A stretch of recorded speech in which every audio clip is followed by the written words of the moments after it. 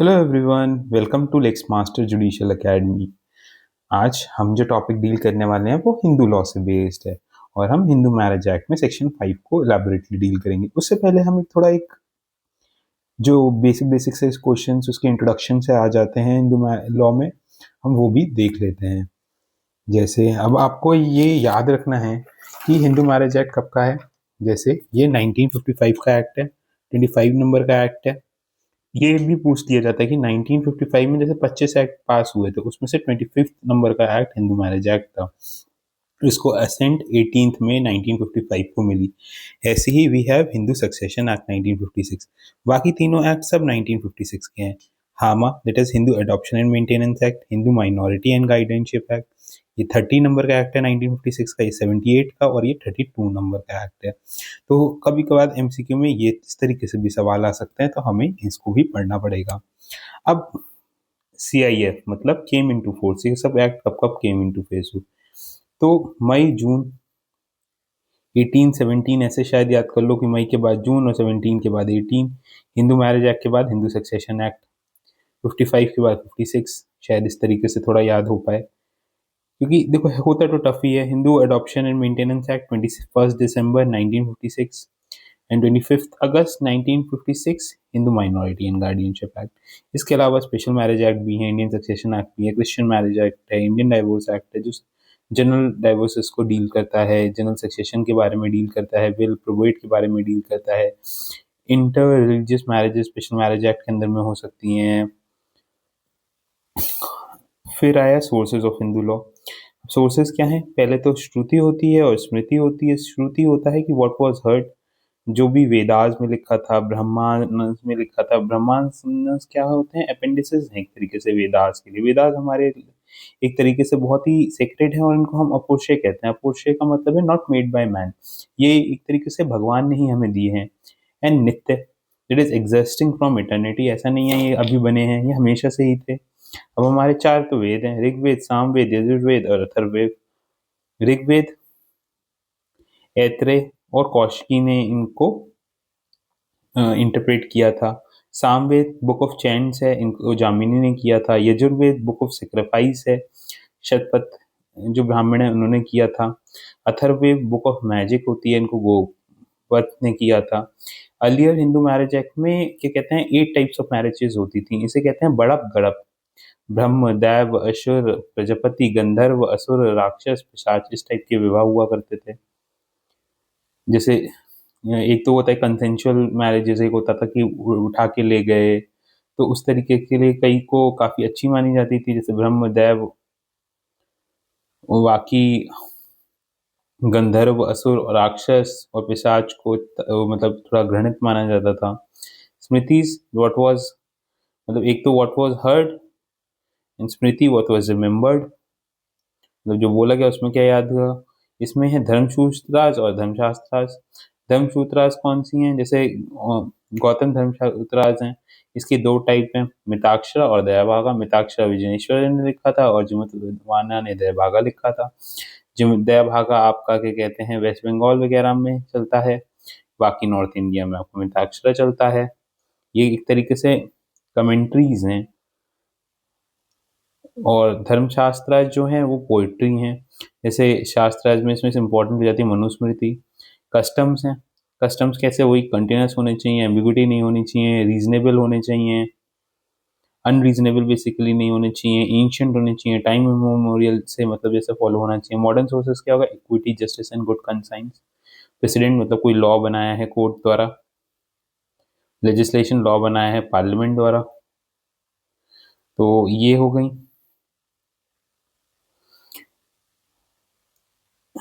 दयाभागा में आपका spiritual benefit का concept, one who confers more religious benefit is entitled to the property in preference of the others. ये इसलिए कि doctrine of offering and पिंडान होता है दयाभागा में। जैसे हमने एक मिताक्षरा और दयाभागा में डिफरेंस का भी हमें थोड़ा बहुत पता होना चाहिए। जैसे यहाँ इनहेरिटेंस नियरनेस ऑफ ब्लड होगा और यहाँ रिलीजियस बेनिफिट वाली बात होगी कि किसने कौन पिंडदान कर रहा है। यहाँ जो डिवोल्यूशन होगा वो सर्वाइवरशिप से होगा, यहाँ सक्सेशन से होगा। एक्विजिशन ऑफ प्रॉपर्टी यहाँ बर्थ राइट कहते हैं कि जहाँ आप जन्मे वैसे ही आपका राइट हो गया। लेकिन जहाँ जो डिसीज्ड होगा वो डाई करेगा तब प्रॉपर्टी आपको मिलेगी, जो भी उसका बेसिकली सर्वाइवर है या उसका लीगल हेयर है। यहाँ जॉइंट ओनरशिप होती है, आप जैसे ही पैदा हो जाओगे आपकी ओनरशिप हो जाएगी। यहाँ पे ओनरशिप इन पार्ट होती है, मतलब सबकी इंडिविजुअल ओनरशिप होती है, इसलिए क्योंकि कोई डेथ और बर्थ होते रहते हैं, इस वजह से यहाँ पे फ्लक्चुएटिंग इंटरेस्ट होता है। यहाँ पे एकदम पार्टीशन होता है मोल्स एंड बाउंड से, मीट्स एंड बाउंड से, मतलब सबका शेयर एकदम स्पेसिफिक होता है। यहाँ पायस ऑब्लिगेशन ऑफ सन होता है, मतलब सन को अगर किसी कोई फादर ने के कहते हैं कोई भी डेट लिए हैं तो उसको पे करना होगा। यहाँ पे कोई एब्लिकेशन नहीं होता। यहाँ पे सपिंडा का कंसेप्ट होता है, यहाँ ऑब्लिगेशन थ्योरी होती है। यहाँ पे आप अपना इंडिविजुअल इंटरेस्ट किसी को भी बेच सकते हो या ट्रांसफर कर सकते हो, यहाँ पे आप अपने इंडिविजुअल इंटरेस्ट नहीं बेच सकते। यहाँ पे शेयर्स जो है आपका वो, क्योंकि फ्लक्चुएटिंग इंटरेस्ट है यहाँ पे हमने जिस तरीके से, इसलिए शेयर्स जो होते हैं वो डिसाइड नहीं होते हैं। आपका कितना हिस्सा बैठेगा वो केवल और केवल पार्टीशन पे ही पता चलेगा। Ancestral property is unobstructed heritage, recognizes birth right of son को रिकॉग्नाइज करते हैं। ये पूरे नॉर्थ इंडिया में होता है, जो इधर भागा बंगाल में होता है। इस बारे में हम बात कर चुके हैं। अब हम आते हैं हिंदू मैरिज एक्ट पे। मैरिज जो है वो कौन सी लिस्ट में दे रखी है? शेड्यूल 7 में कॉन्करेंट लिस्ट में दे रखी है, मतलब स्टेट और सेंटर दोनों ही इस पे लॉ बना सकते हैं। प्रियम्बल में क्या रखा है, ये किस लिए बना है? अमेंड और कोडिफाइड के लिए बनना है, किसके? हिंदू मैरिजेस को कोडिफाई करने के लिए, तो ये भी इम्पोर्टेंट है। इसको HMA कहेंगे। ये होल ऑफ इंडिया में लग रहा है, अब जम्मू एंड कश्मीर में भी लग रहा है आफ्टर 31 अक्टूबर 2019। ये भी काफ़ी बार डेट आने लग गई है कुछ MCQs वगैरह में, तो ये याद रखनी पड़ेगी। और किस किस पे लगता है? Also Hindu domicile to the territories, मतलब हो सकता है आप सिटीजन हो या केवल आप रह भी रहे हो, जैसे आपका डोमिसाइल मतलब इंटेंशन टू साइड है, तो भी आप पे ये लग जाएगा। डोमिसाइल कैसे हो सकता है? लॉ से हो सकता है कि आप भी कहीं और की या तो आपका डोमिसाइल खत्म कब होता है कि आप कहीं और की सिटीजनशिप ले लो तो आपका डोमिसाइल खत्म हो जाएगा। आप यहाँ पैदा हुए तो आपका डोमिसाइल है, आप चॉइस से वही इंटेंशन टू रिसाइड हो गया तो आपका डोमिसाइल हो जाता है, मतलब एक पर्टिकुलर पीरियड ऑफ टाइम तक आप यहाँ रह रहे हैं तो आपका डोमिसाइल हो जाता है। आफ्टर जो मैरिज है, जो वाइफ का डोमिसाइल होता है वो हस्बैंड का होता है। ये प्राइवेट इंटरनेशनल लॉ का कंसेप्ट है। Sandur Gopal versus Sandur Rajni, word domicile जो है वो हिंदू सक्सेशन एक्ट में यूज नहीं हुआ है, ये एक इम्पोर्टेंट पॉइंट था। Application of the act to any person who is Hindu by religion, मतलब जिस जो अडॉप्शन, कन्वर्जन या रिकन्वर्ट हो गए, मतलब पहले किसी और रिलीजन में कन्वर्ट हो फिर वापस आप हिंदू में आ गए, इसके बोथ पेरेंट हिंदू हैं, सिंगल पेरेंट हिंदू है, brought up as Hindu, including मतलब इंडिकेट्स, क्योंकि इंक्लूडिंग लिखा है, इंक्लूडिंग का मतलब ये होता है कि जो लिस्ट है वो नॉन एग्जॉस्टिव है। मीन्स एंड इंक्लूड मतलब वो एग्जॉस्टिव है, तो इंक्लूडिंग में वैश्य, वीरशैव, लिंगायत, फॉलोअर्स ऑफ ब्रह्मा, प्रार्थना, आर्य समाज। आर्य समाज आपका दयानंद सरस्वती ने फॉर्म किया था, ये लोग भी हिंदू ही होते हैं। Who's Buddhist, Jain and Sikh, it is Hindu by statute, क्योंकि बुद्धिज्म, जैनिज्म, सिखिज्म अपना अपना रिलीजन है, but by the statute, by the HSA या by the Hindu law, they are also considered to be Hindu for the application of the Hindu Succession Act. To any person who is not a Muslim, Parsi यानी एक negative definition की तरीके से दे रखा है Christian and जू। If it is proved that such person would not have been governed by the Hindu customs or usage pre-act, मतलब एक है कि आपका प्रिजम्पशन ऑफ, एक प्रिजम्पशन ऑफ हिंदुइज्म आता है कि जो है वो हिंदू ही है, लेकिन ये रिबट कैसे होगा? इफ इट इज प्रूव्ड कि पहले ये एक्ट एप्लीकेबल नहीं होता था, हिंदू कस्टम और यूसेज उस व्यक्ति पे एप्लीकेबल नहीं होते थे, जैसे जोरास्ट्रियंस।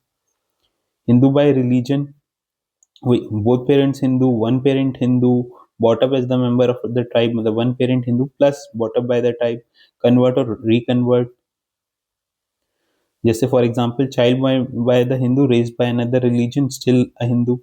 Any person who is 18 years above it can convert, and conversion of parents is conversion of child, अगर बच्चा 18 से नीचे तक का है।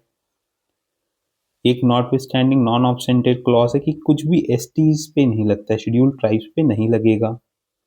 जैसे ये चारों जो लॉ हैं, HMA, HSA, हामा, HMGA, ये STs पे नहीं लगे।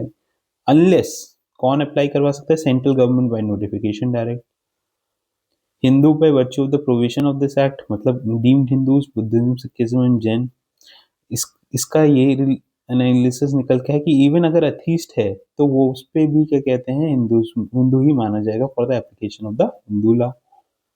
जैसे ये क्वेश्चन आ गया था यूपी में, who are person govern by the Hindu law who are entitled to share of partition in the joint Hindu family. इस तरीके से कई सवाल आते रहते हैं, इनको भी हम हल्के हल्के करके डील करेंगे। अब डेफिनेशंस टिक द करेक्ट करके आ सकती हैं। कस्टम क्या होता है, डिस्ट्रिक्ट कोर्ट क्या होता है, डिस्ट्रिक्ट कोर्ट जहाँ सिटी सिविल कोर्ट है तो वही माना जाता है। फुल ब्लड हाफ ब्लड क्या होता है, फुल ब्लड मतलब दोनों मतलब आपके माता पिता और उस व्यक्ति के माता पिता एक ही हैं। और हाफ ब्लड कितना होगा, half blood when they are descendant from a common but by different wives, मतलब वाइफ्स डिफरेंट है। मतलब जो माता है उस व्यक्ति की, दोनों व्यक्तियों की अलग अलग हैं। यूट्राइन ब्लड कब होगा, two persons are said to be related to each other. Uterine blood तब होगा जब माता एक है लेकिन पिता अलग अलग हैं। Prescribe means prescribe by rules. सपिंडा relationship, degree of prohibited relationship क्या होता है, ये सब एक्सप्लेन किया गया है। इसको हम 5 के कंडीशंस के साथ में पढ़ेंगे। ठीक है, अब 5 में कंडीशंस क्या है कि पहला कि अ मैरिज में be solemnized between two Hindus, neither party of the, किसी का भी स्पाउस लिविंग नहीं होना चाहिए, मतलब मोनोगैमी होनी चाहिए। बाइगेमी मतलब परमिटेड नहीं है। अगर कोई भी बाइगेमस मैरिज है, अगर कोई बाइगेमस मैरिज तो उसके लिए नल एंड वाइड भी होगी from the date of marriage, मतलब जो सेकंड वाइड होगी उसके लिए आप उसको वो कर सकते हो on the petition prescribe by the either party, मतलब उसको डिक्लेयर करवा सकते हो वाइड। और उसके लिए सेकेंड वाइफ ही फाइल पिटीशन कर सकती है कि ऐसी मैरिज को वाइड डिक्लेयर किया जाए।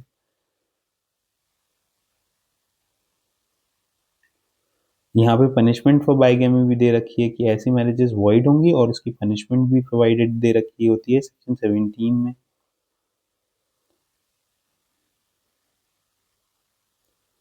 फिर आपका 82 जो बीएनएस का है वो बाइगेमी के बारे में बात करता है। अब न्यू प्रोविजन है, पुराने को हम कर देते हैं। अगर बाइगेमी भी हो गई है तो मैरिज वॉइड है, लेकिन जो चिल्ड्रन है वो लेजिटिमेट माने जाते हैं। Mental section 5 sub clause two है mental incapacity to give consent, मतलब at the time of marriage या तो मैरिज वॉइडेबल है एंड बिकॉज ऑफ सेक्शन मतलब वॉइडेबल भी होगी, और कि उसके लिए मतलब ये कंडीशंस ऑफ वैलिड मैरिज है कि it should that person should be capable to give consent. किस लिए इनकैपेबल हो जाता है, because of unsoundness of mind. Though capable of giving consent लेकिन उसका मेंटल डिसऑर्डर इस तरीके का है, he is unfit for marriage and procreation. वैसे तो और लिखा है लेकिन उसको एंड की तरीके से किया जाएगा। अलका वर्सेस अभिनेश में ये कहा गया है अनफिट फॉर मैरिज, जैसे कोई इसको मेंटल वो है, शिज़ोफ्रेनिया वगैरह है, उसकी वजह से he can not parent a child, मतलब becoming a father and parenting a child is something different. या किसी व्यक्ति को रिकरेंट इंसानिटी आते हैं जिसकी वजह से हो सकता है वो वायलेंट हो जाए। एपिलेप्सी ओमिट हो गया है 1999 में। अलग है कि जो कंडीशंस, जैसे एक एज ऑफ मैरिज है वो फुलफिल होनी चाहिए। ब्राइड ग्रूम जो है वो 21 साल का होना चाहिए और जो औरत है वो 18 साल की मिनिमम होनी चाहिए। पीसीएमएम में भी इसके डील करता है इसके बारे में, भी थोड़ा टाइम क्रंच के लिए उस पर नहीं जाएंगे। फिर प्रोहिबिटेड रिलेशनशिप नहीं होना चाहिए, मतलब 3G में डिफाइंड है। कोई भी लीनियन असेंडेंट, वाइफ और husband of a lineal ascendant, wife of brother father मामा या दादी, ये भी नहीं। If two are brother sister uncle niece aunt nephew. और इसमें half blood, uterine blood, legitimate illegitimate और एडॉप्शन सबके साथ ही जो भी रिश्तेदारी होती है वो सब मानी जाती है। ऐसी जो रिलेशनशिप में अगर मैरिज होगी तो फिर वो वॉइड हो जाएगी 17 में, except custom of each of them, मतलब बोथ दोनों का कस्टम अलाउ करना चाहिए ऐसे मैरिज को, तभी आप ऐसे मैरिज कर सकते हो। और अगर आप करोगे और अगर ऐसा नहीं है, कस्टम में भी अलाउ नहीं और आपने कर ली, तो 1 महीने तक का आपको कारावास हो सकता है और 1000 रुपये तक का फाइन हो सकता है। 2 व्यक्ति पंडा नहीं होने चाहिए, जैसे ये बेस्ड ऑन एक्सोगमी पे है। ये 11 के अंदर में वॉइड हो जाती है, वॉइड मैरिजेस 11th में डील करती हैं। और कब वैलिड होंगी, अगर बोथ का जो कस्टम है वो परमिट करेगा। और अगर कस्टम भी परमिट नहीं कर रहा, आपने कर लिया, तो 1 महीने तक की सज़ा का प्रावधान है और 1000 रुपये तक का फाइन का प्रावधान है। Okay, thank you everyone. तो that was our time for today. Thank you.